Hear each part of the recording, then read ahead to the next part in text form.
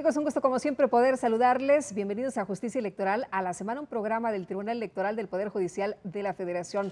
En esta ocasión vamos a platicar sobre el balance y nuevos retos de las autoridades electorales y le agradezco a Santiago Nieto Castillo, titular de la FEPADE, que nos acompañe. ¿Cómo estás? Bienvenido, muchas gracias por estar aquí. Al contrario, muchas gracias, Lupita. Un saludo a ti y a tu auditorio. Oye, pues ¿cómo te ha ido? Platícanos, por favor, comparte tus experiencias después de esta pasada jornada electoral. Bueno, fue un proceso electoral complejo, la verdad, por varios elementos. El primero, el número de cargos de elección popular que se sometieron a consideración de la ciudadanía.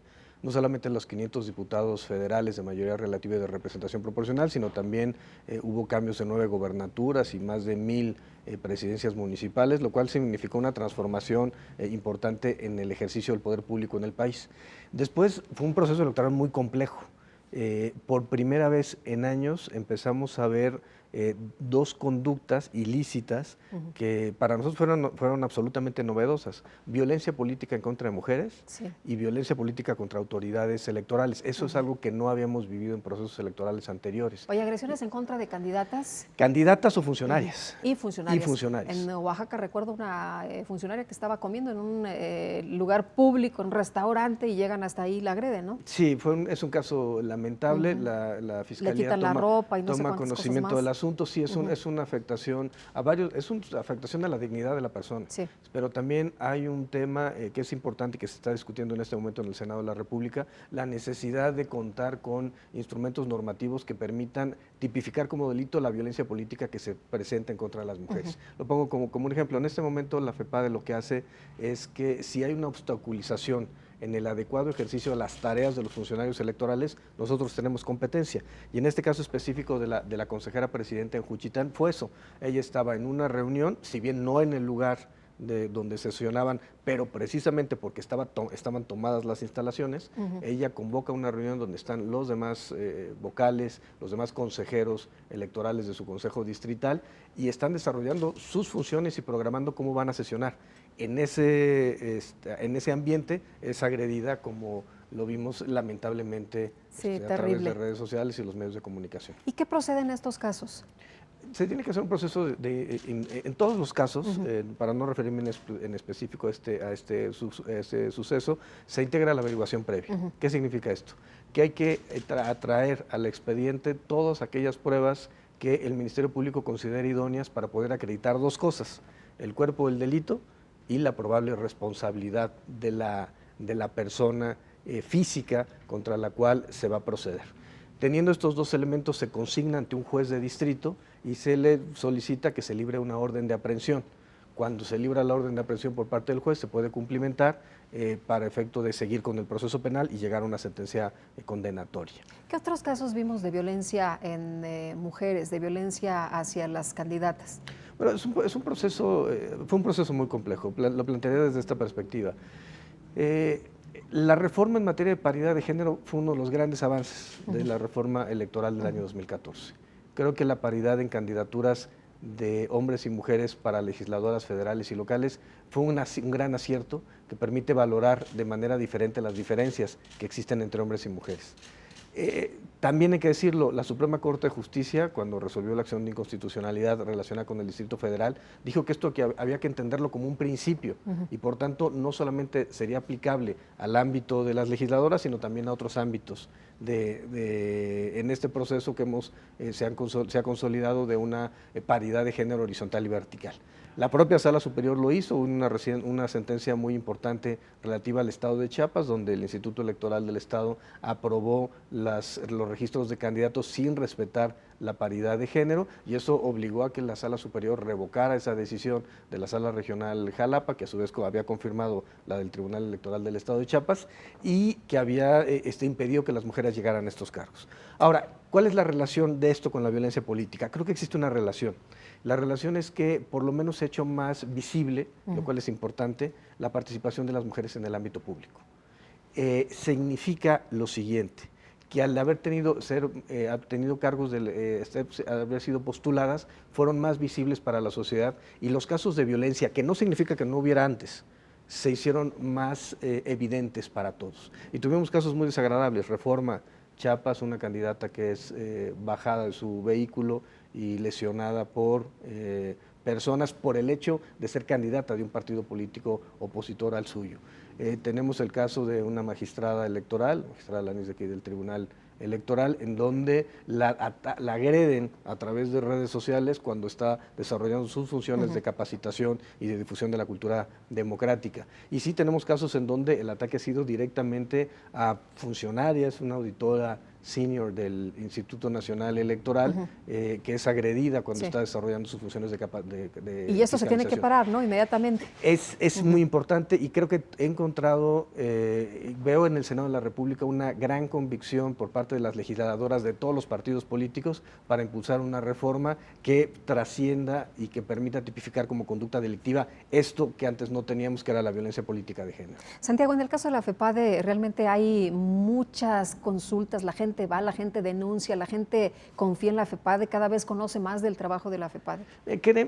Creo que de las tres grandes la tríada de instituciones electorales mexicanas, el INE es evidentemente el que tiene mayor penetración. Tampoco se puede competir de manera fácil, digamos, con un instrumento del Estado mexicano tan legitimado, tan fuerte, con cobertura en los 300 distritos electorales uninominales y además que tiene un padrón electoral de 83 millones de personas. Digamos, el nivel de penetración que tiene el INE, en su momento IFE, en la sociedad mexicana es muy grande. El Tribunal Electoral también. Además, ha tenido un proceso gradual a través del juicio ciudadano, básicamente, pero también a través de otros medios de impugnación, que han permitido convertirlo en lo que es una máxima autoridad jurisdiccional en la materia, un intérprete y aplicador de la Constitución, un órgano de control de constitucionalidad y convencionalidad, y por tanto su presencia con los ciudadanos es muy grande. De los tres órganos, si me permites, el tercero ausente era la FEPADE. Es decir, no había ese nivel de compenetración con la ciudadanía.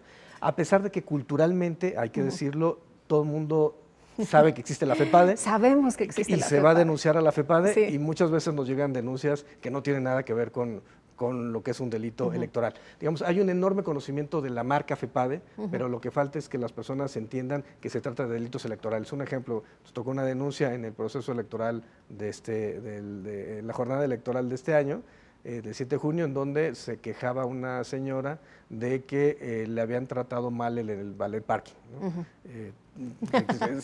Pues sí, es lamentable, pero no es un delito electoral, ¿no? Nos permite surtir competencia. Ahora, el punto es que yo sí veo un incremento en la cantidad de denuncias.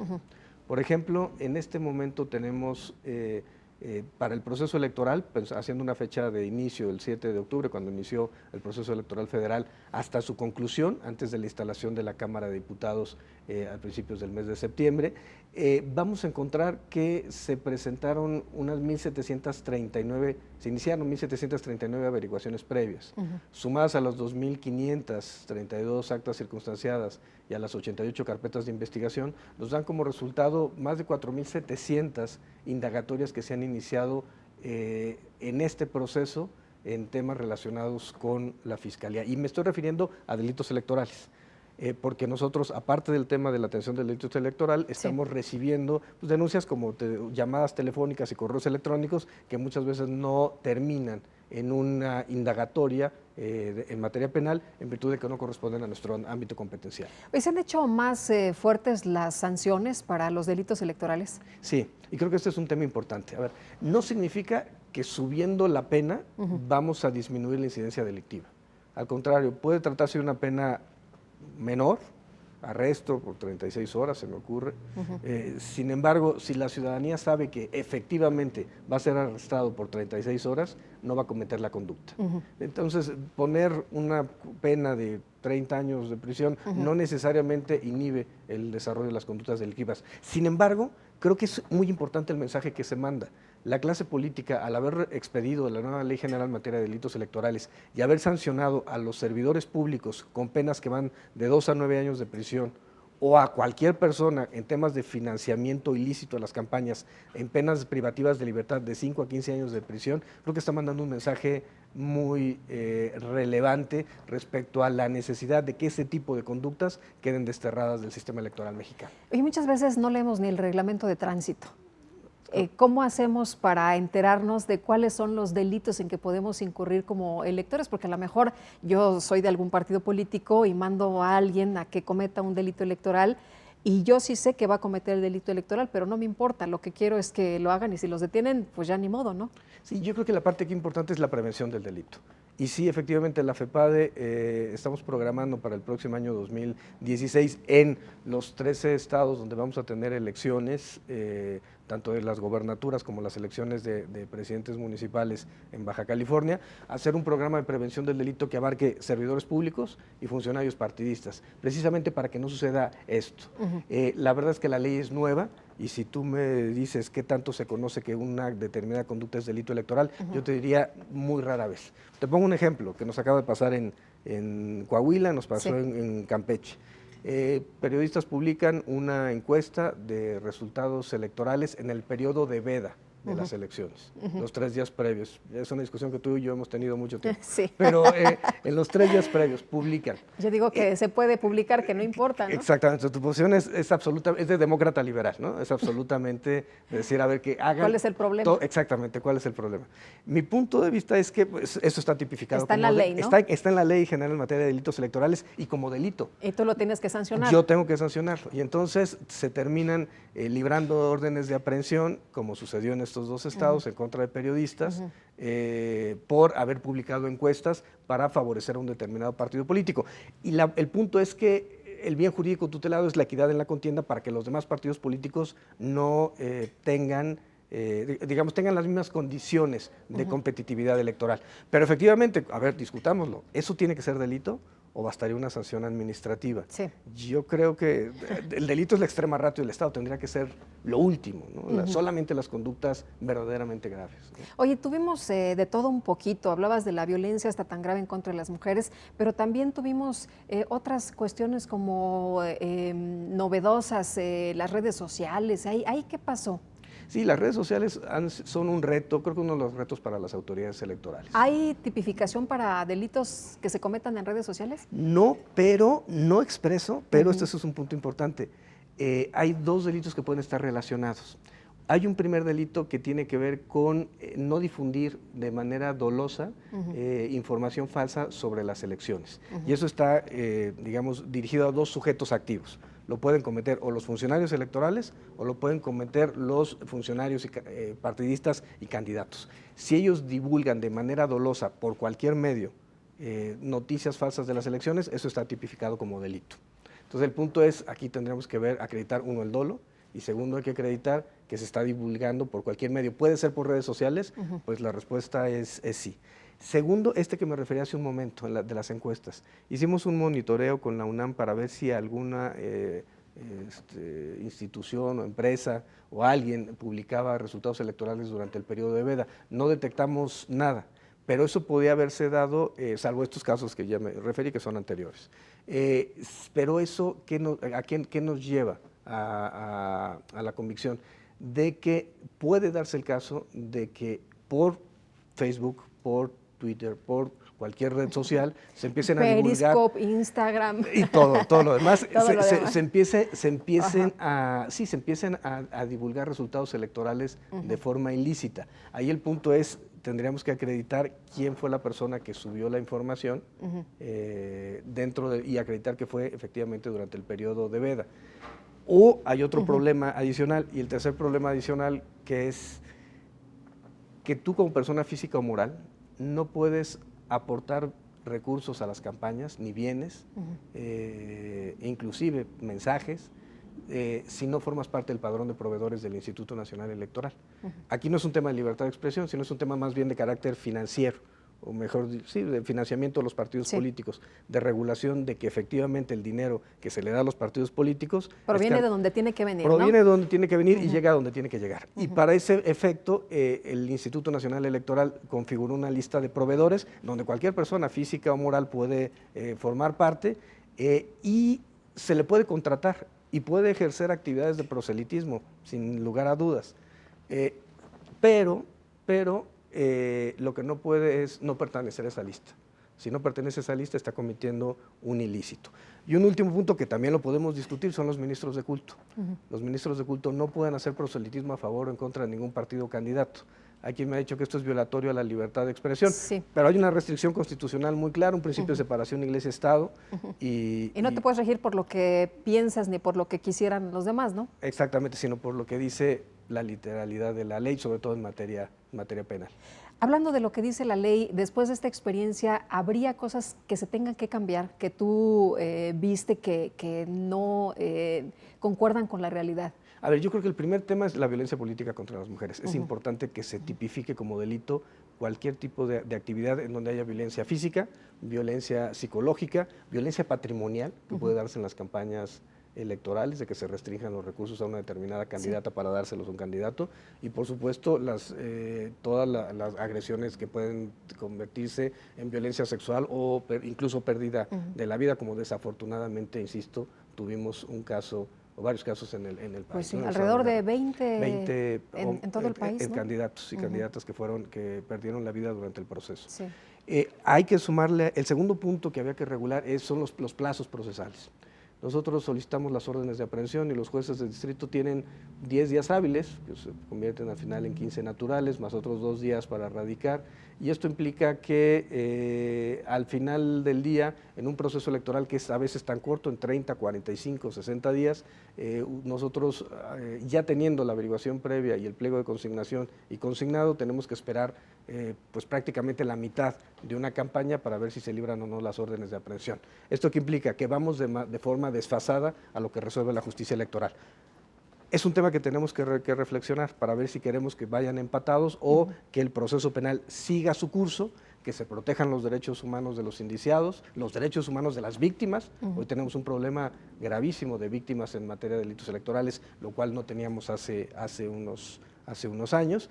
Y por supuesto que se reduzca la incidencia delictiva a partir de la sanción. Pero creo que este es un punto que es el que tenemos que estar discutiendo en fecha próxima. Y un tercer tema, tribunales especializados. Sí. Yo creo que es importante que tengamos jueces penales que manejen de manera especializada el ámbito penal electoral. Por algo muy simple, si un juez de distrito tiene que ver un proceso sobre delincuencia organizada o sobre, no sé, narcotráfico o sobre temas relacionados, sí, delitos contra la salud, secuestro, etcétera, ¿a qué le va a dar prioridad? A eso una credencial de elector. Hay ciertos delitos que tienen un mayor impacto en la ciudadanía. Claro. Por tanto, creo que es importante que existan jueces especializados que vean los valores y la importancia de la democracia y que entiendan que es importante perseguir y sancionar aquellas conductas que el legislador ha considerado como contrarias a nuestro sistema democrático y que están tipificadas como delitos en la ley. Oye, y en el caso de redes sociales, si me permites regresarme un momento, ¿qué pasó con aquellos famosos tweets? ¿Hubo castigo? ¿Están en proceso? ¿Cómo terminaron todas estas historias? Está en proceso de la investigación. Bueno, es un tema relevante, lo quisiera plantear así por varias cuestiones. Uno, porque el Ministerio Público, al momento de tener conocimiento de una irregularidad, tiene que iniciar una averiguación previa de oficio. Dos, aquí llegaron por varias vías. Al final fueron los partidos políticos los que presentaron denuncias, pero en ese lapso fueron ciudadanos haciendo llamadas a través del sistema de FEPADETEL, un correo electrónico del sistema de FEPADENET, en donde inclusive actores políticos estaban mandando estas denuncias que terminaron integrándose en una sola averiguación previa y que dio como resultado lo que supimos hace unos días con el ex entrenador de la selección mexicana de fútbol. Piojo. El Piojo, sí, exactamente. Ahora, el tema es que yo no te puedo dar más datos por el sigilo y la reserva de la averiguación previa, pero seguimos los procesos penales, el proceso penal. O sea, no es un asunto que se haya dejado ahí. No es un asunto terminado, no es un asunto terminado, es un asunto que implica colaboración de manera estrecha con el Instituto Nacional Electoral y que, aun cuando pudiera haber una sentencia del Tribunal Electoral o la Sala Regional especializada en un sentido, de que eso no afecta libertad del sufragio en la jornada electoral. Otra cosa tiene que ver con los delitos electorales, que como decía tienen que ver con la protección de otros bienes jurídicos tutelados, que son la equidad en la contienda y el financiamiento y la fiscalización adecuada de los recursos de los partidos políticos. Hablas del FEPADETEL y el FEPADENET. Sí. ¿Para qué sirven? Son dos sistemas de atención ciudadana. El primero es a través de una línea telefónica, estamos las 365 días del año, con personal ministerial especializado. Siempre hay un agente del Ministerio Público todos los días y todas las horas del año para efecto de recibir llamadas telefónicas de cualquier lado del país. Por otro lado, tenemos el sistema de FEPADENET, que se fue desarrollando a partir del modelo de gestión de correo electrónico. Se recibe un correo electrónico y ese correo electrónico es analizado y turnado, ya si se trata de una queja a la dirección jurídica, si es una denuncia por la comisión de ciertos ilícitos, averiguaciones previas, y recientemente acabamos de incorporar a este sistema un elemento adicional que es una alerta temprana por violencia política de género. Y entonces las personas pueden llamar o pueden mandar un correo electrónico, y la obligación es de que al momento de que el sistema recibe una llamada del código de violencia política, tiene que haber una reacción inmediata, ya sea con Policía Federal Ministerial, con agentes del Ministerio Público Federal especializados para que puedan atender este tipo de problemas. Son sistemas de atención ciudadana. Debo decir que también, aun cuando no están institucionalizados como tales, las redes sociales se han convertido en un motor de denuncias. Sí. Nos empiezan a direccionar videos y nos empiezan a direccionar fotografías, y por esta obligación que tenemos como Ministerio Público de iniciar las averiguaciones previas, hacen que iniciemos las investigaciones correspondientes respecto a cualquier tipo de conducta que puede ser constitutiva de delito electoral. ¿Cómo se resuelve una situación que llega a la FEPADE? ¿Se atiende de manera inmediata, se le da seguimiento y se resuelve lo más pronto posible, o cómo es este proceso? Sí, es un proceso. Yo recibí la Fiscalía con 4.500 averiguaciones previas en trámite y unos 2.000 actas circunstanciadas. Durante este proceso lo que he hecho es consignar el mismo número de averiguaciones previas de las que inicio, con el propósito de mantener durante el proceso electoral federal, en el cual la FEPADE tenía que estar muy receptiva de cualquier tipo de denuncia, poder atender cualquier tipo de requerimiento que tuviera la Fiscalía. Ahora que baja la presión, después de que ya se instala la Cámara de Diputados, que ya se están resolviendo los procesos electorales locales, vamos a tener un tiempo para poder desahogar todo ese rezago de carácter institucional que tenía la FEPADE. Hoy en día, por ejemplo, del 19 de febrero que inició la actual administración, a finales de agosto, cuando concluye el proceso electoral federal, hemos consignado 682 averiguaciones previas, solicitándole a los jueces que nos libren órdenes de aprehensión. En este momento tenemos 1.600 órdenes de aprehensión pendientes de cumplimentar. Y cuando se cumplimenten podemos ya dar el siguiente paso para que frente a los jueces se desarrolle el proceso penal, y nosotros lo que estamos buscando es tener sentencias condenatorias en todo el país. Ahora, hay limitaciones. Tengo 4 policías federales ministeriales para todo el país, es una limitación. ¿Nada más 4 policías? Sí, nada más. Y es un proceso. ¿Y cómo le hacen? Trabajamos con los órganos de las delegaciones y de las subdelegaciones para efecto de poder tener mayores elementos. Hemos solicitado a la Policía Federal el apoyo y, por supuesto, siempre he contado con el respaldo de la Procuradora General de la República para efecto que la FEPADE tenga las mejores condiciones de trabajo. ¿Qué atribuciones tienen estos policías de la FEPADE? Esto es un tema muy importante. En el anterior modelo, en el modelo del sistema penal tradicional, el Ministerio Público era el encargado de realizar toda la investigación. Cualquier documento que se llevara él en ejercicio de sus funciones era una documental pública y tenía valor probatorio pleno, salvo que hubiera una prueba en contrario. Hoy, con el nuevo sistema procesal penal acusatorio que tenemos en 8 estados y que para junio del año 2016 tendremos en todo el país, ya es la policía la que tiene que desarrollar la actividad indagatoria y por tanto debe estar en campo realizando las inspecciones correspondientes para efecto de allegar documentos probatorios al expediente que puedan ser valorados por el Ministerio Público. El Ministerio Público analiza, hace un litigio estratégico y presenta su audiencia inicial. Debo decir entre paréntesis que ya tuvimos nuestra primera audiencia inicial oral en el estado de Yucatán, se vinculó a proceso, esperemos llegar a sentencia condenatoria. y lo que sucede es que el Ministerio Público litiga de manera oral ante los jueces y ¿Y es más rápido? Va a ser más rápido Sí. cuando el proceso de capacitación de todas las instancias encargadas Porque hay falta que estén preparados, ¿no? Procuración de Justicia, Defensoría Pública, jueces. Esto es un modelo integral que abarca a todas las instancias de administración, procuración e impartición de justicia del país. Ahora, lo cierto es que también tiene salidas alternas y esa es una de las ventajas del modelo.